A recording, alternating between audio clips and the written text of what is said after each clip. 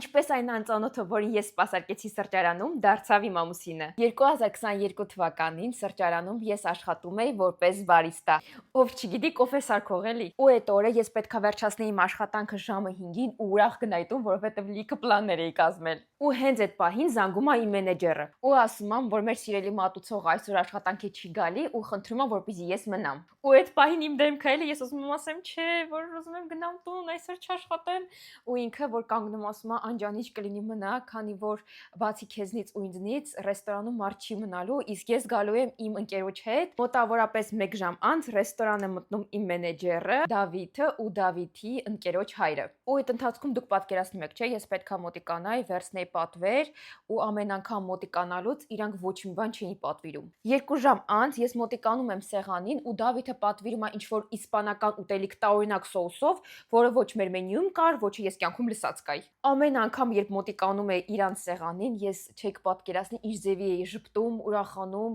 ու անդադ ուզում էի մոտիկանալ ու անդադ նոր պատվերներ վերցնեի։ Այդ մոտիկանալու ընթացքում էլ մենք սկսեցինք շփվել, ինքը հարցրեց ինձ բժշկությունից, հետաքրքիր փաստերից էինք խոսում ու ամեն անգամ սեղանի մոտիկանալուց ես կարող եմ 30 րոպե այտենց մնայի։ Այն աստիճան էդի ձգձգվեց, որ դաժե Դավիթի ընկերոջ հայրը ասեց, այս աղջիկը ինչքան անֆայն է, մոտիկանում է սեղանի չի ուզում գնա։ Վերջին անգամ մոտիկանում եմ, ինքը ինձ հարցնում է, արդյոք ես ընկեր ունեմ թե ոչ, ես իհարկե պատասխանում եմ ոչ, ու ինքը իմ Facebook-յան էջն է խնդրում, որպեսզի մեկ-մեկ ես իրան ուղարկեմ բժշկական նյութեր։ Վերջում ինքն հենց բան է ասում ինձ, որի ես ընդհանրապես պատրաստ չէի լսել։